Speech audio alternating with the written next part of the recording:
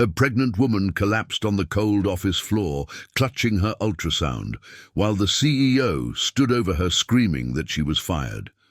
What he saw on that paper made him fall to his knees, begging for forgiveness. Margaret Sullivan was 7 months pregnant when CEO Richard Morrison fired her in front of the entire office.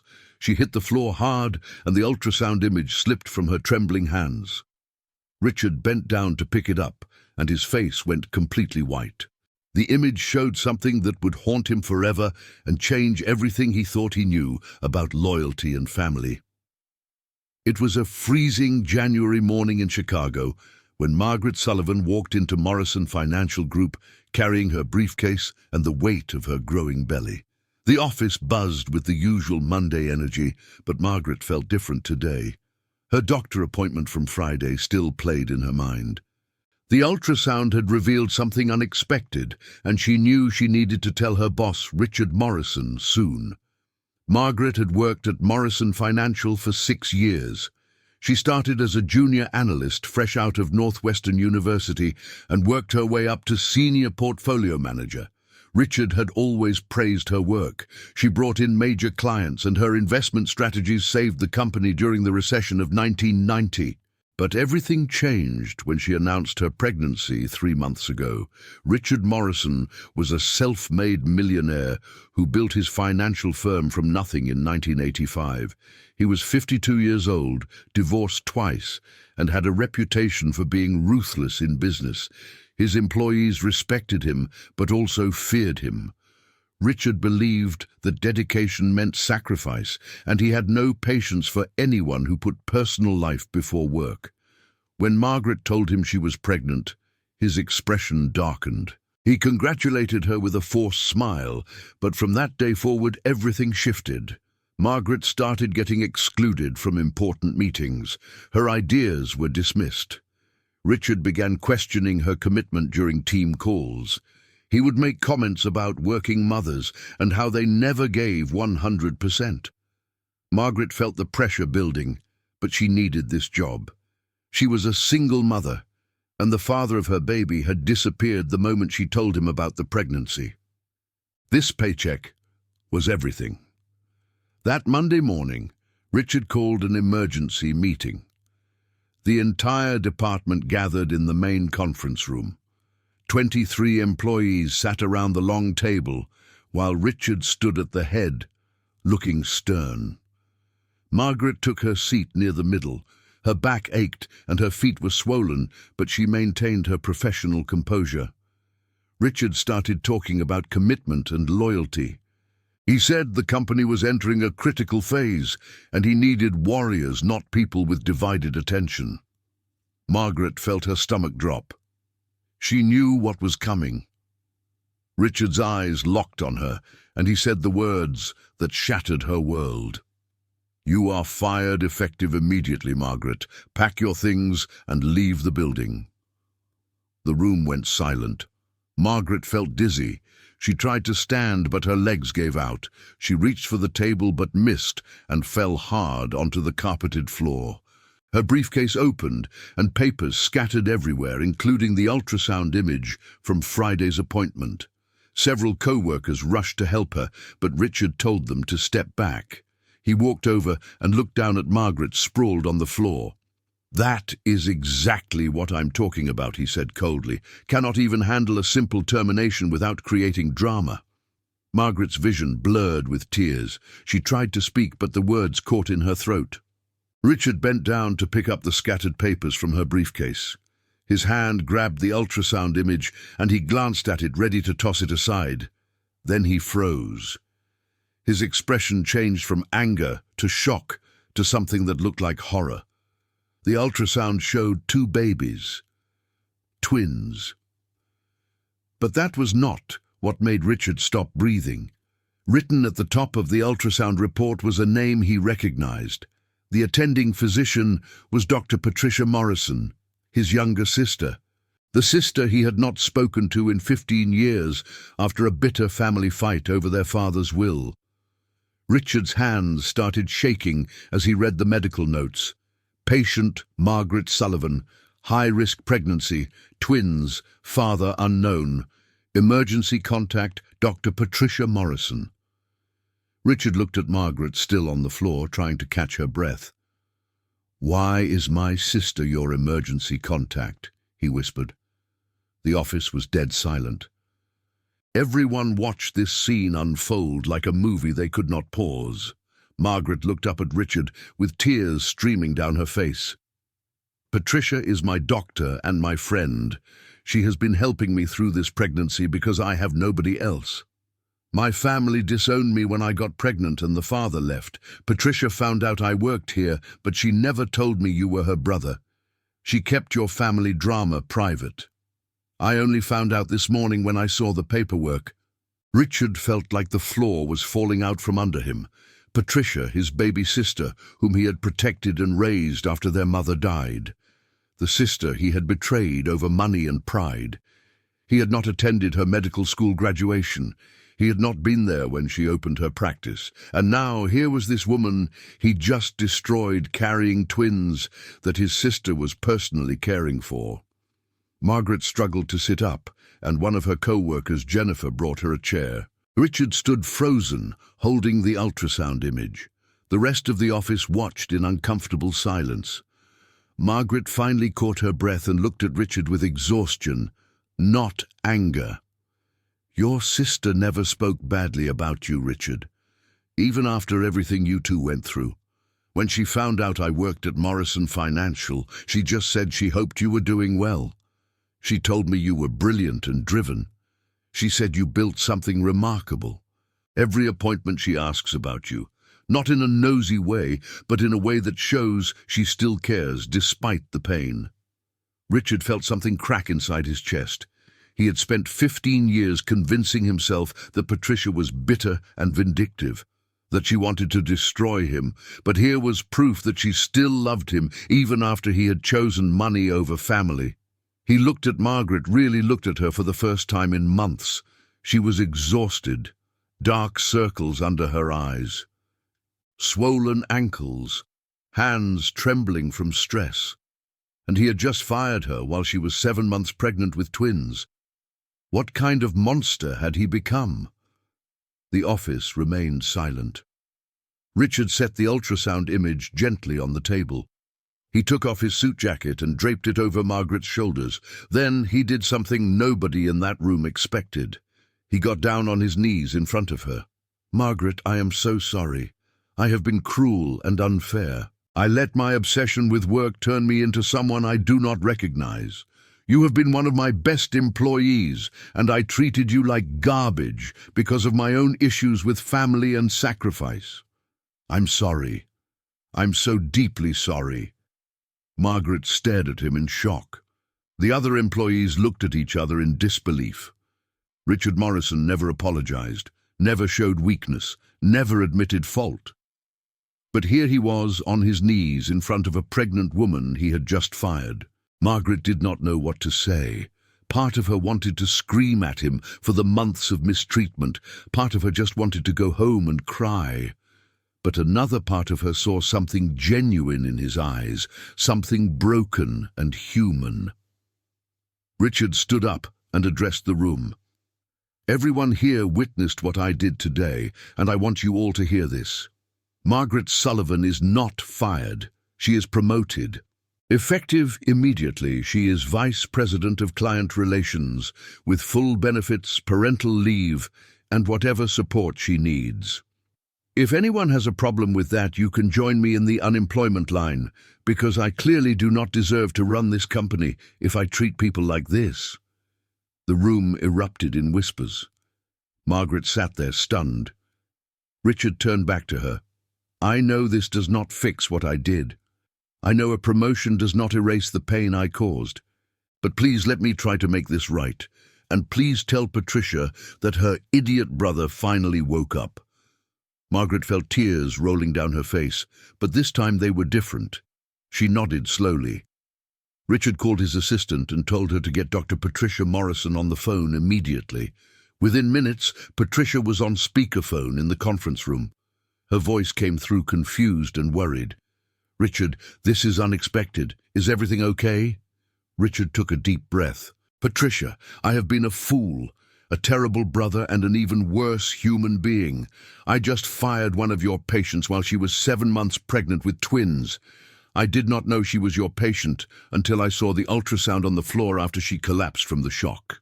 There was silence on the line. Then Patricia's voice came back quiet and measured. You fired Margaret? Richard, she is high risk. The stress could harm the babies. What were you thinking? I was not thinking, Patricia. I have not been thinking for 15 years.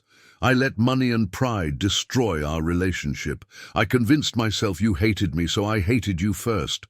But Margaret just told me that you still ask about me, that you still care. And I realized I have wasted 15 years being angry at the one person who always had my back. I am sorry, Patricia. I am so sorry. Can you ever forgive me? Another long silence. Then Patricia spoke, and her voice was thick with emotion.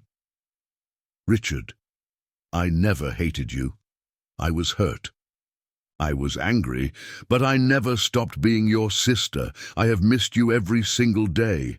Mom would be heartbroken to see what happened to us. Richard wiped his eyes, not caring that his entire staff was watching.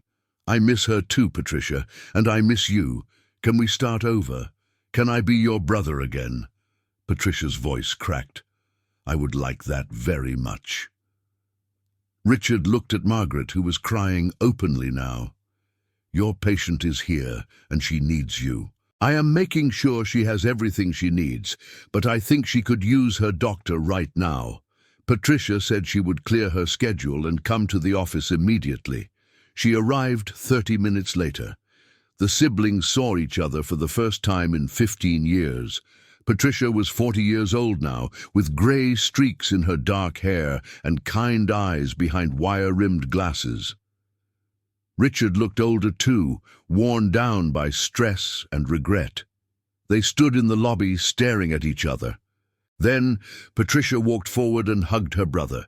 Richard broke down completely. The employees who witnessed it said it was the most human moment they had ever seen from their boss. Patricia examined Margaret right there in Richard's office. She confirmed the twins were okay, but warned that Margaret needed to reduce stress immediately. Richard promised that Margaret would have whatever she needed. Over the following weeks, Richard transformed. He apologized personally to every employee he had mistreated. He implemented family-friendly policies, including parental leave for both mothers and fathers. He brought Patricia to the office and introduced her to everyone as his sister and his hero. The company culture shifted. People started trusting Richard again. Productivity actually increased because employees felt valued instead of terrorized. Margaret gave birth to twin girls in April 1992. She named them Hope and Grace. Richard and Patricia were both at the hospital. Richard held those tiny babies and cried like a child. He set up college funds for both girls that day. He became Uncle Richard and took his role seriously. Patricia and Richard rebuilt their relationship slowly. They had family dinners every Sunday. They talked about their parents and the pain they had carried. They forgave each other piece by piece. Richard learned that success meant nothing if you had nobody to share it with. He learned that loyalty was earned through kindness, not fear. He learned that family was not just blood, but the people who showed up when life got hard. Margaret thrived in her new role. She brought in record-breaking clients and mentored younger employees. She showed everyone that mothers could be brilliant professionals without sacrificing their humanity. The twins grew up running around Morrison Financial Group like it was their second home. Employees would babysit during meetings. Richard would read them stories in his office. Patricia would bring them to her clinic and let them play doctor. Those little girls were loved by an entire company because their mother's collapse had woken everyone up to what really mattered. Years later, Richard would tell the story at company events. He would talk about the day he fired a pregnant woman and how seeing his sister's name on an ultrasound saved his soul. He would say that Margaret and Patricia taught him that strength was not about being ruthless, but about being brave enough to admit when you were wrong.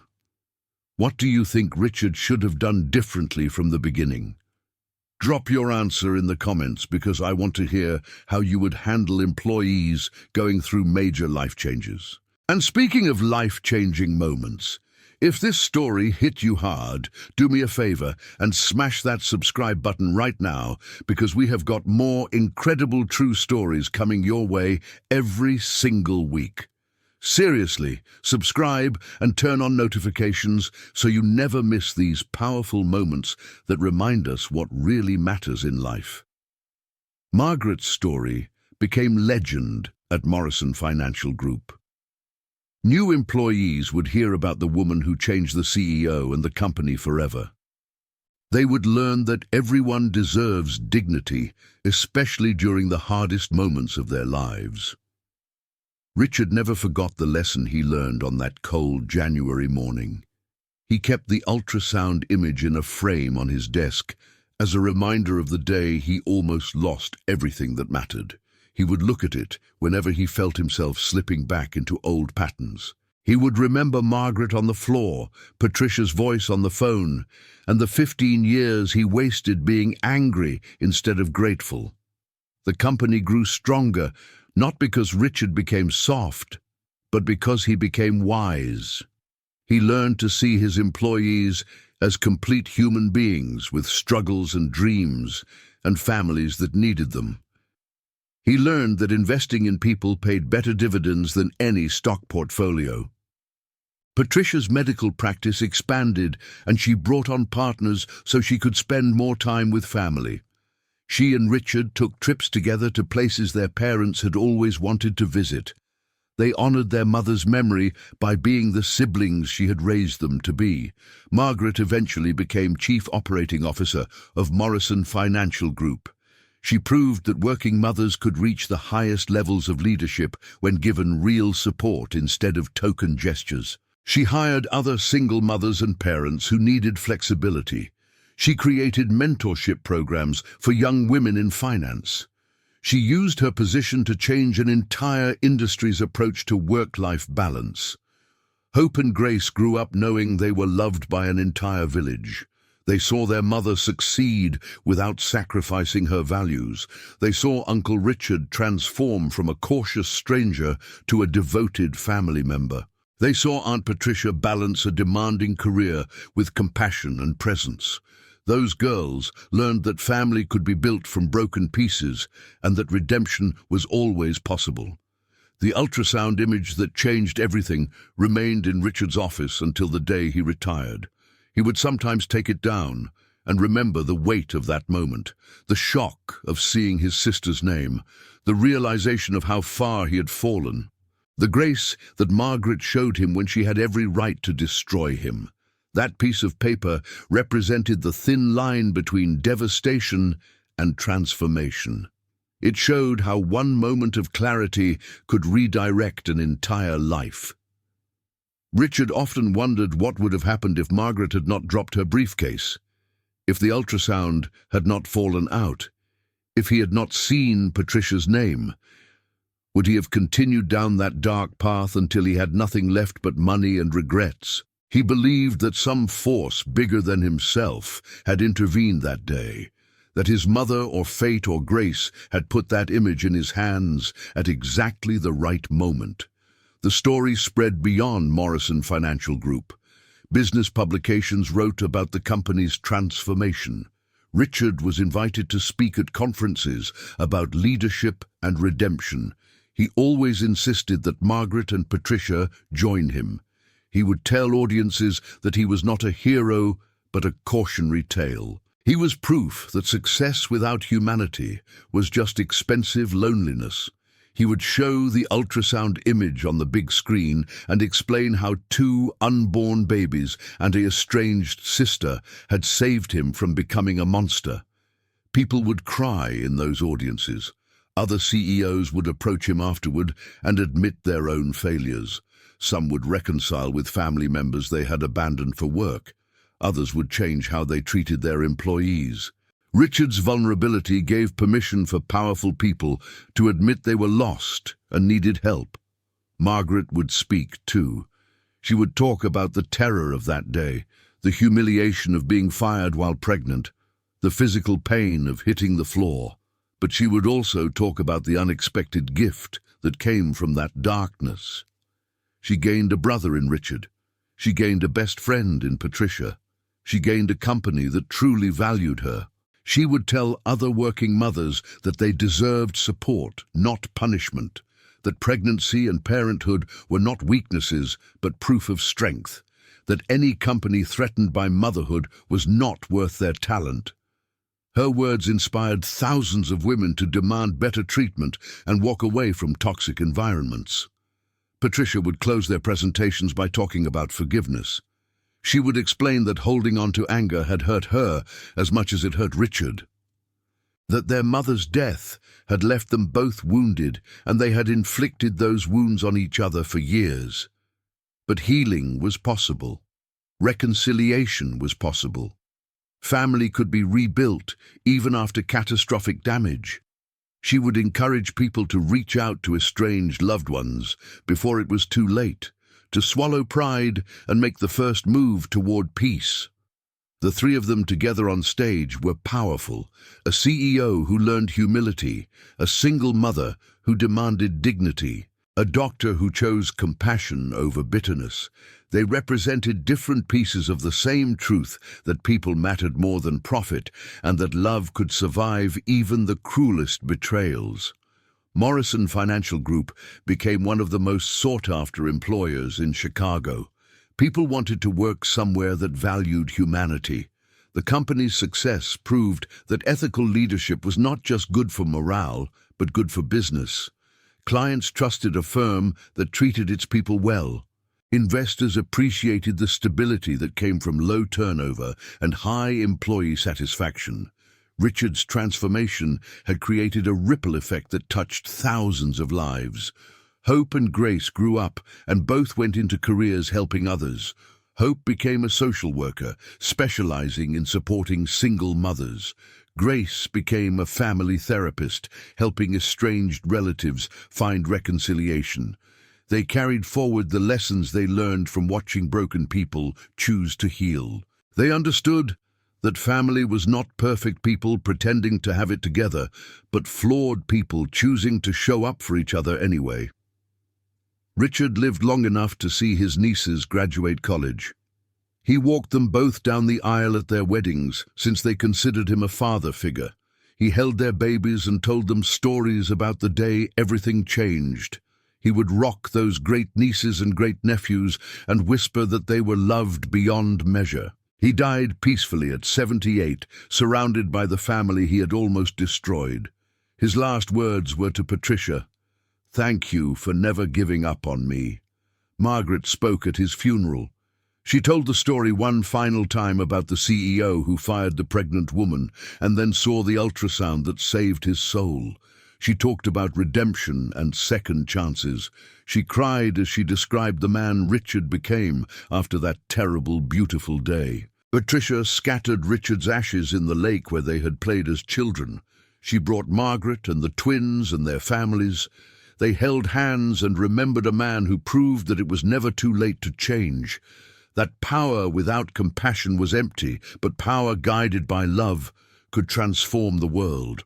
The ultrasound image was donated to a museum exhibit on workplace transformation. It hung in a frame with the caption, "The moment that changed everything." Visitors would read the story and leave in tears. Teachers brought students to see it and talk about integrity and redemption.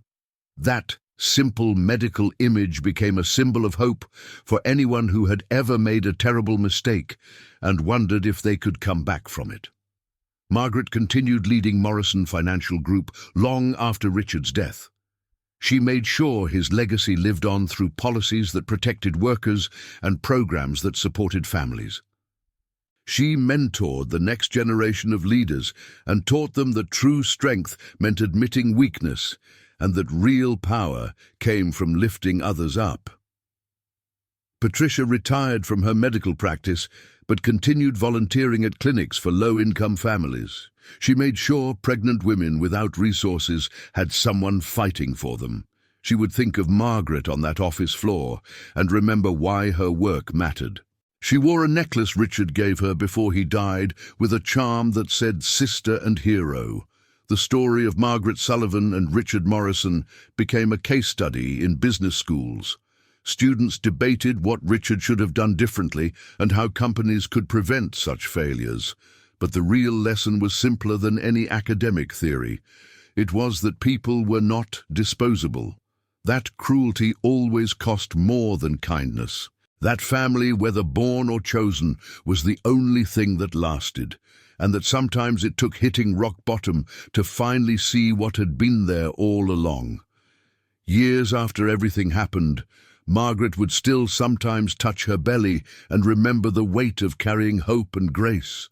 She would remember the terror of that day and the unexpected grace that followed. She would think about how close she came to losing everything and how a single ultrasound image had rewritten multiple destinies.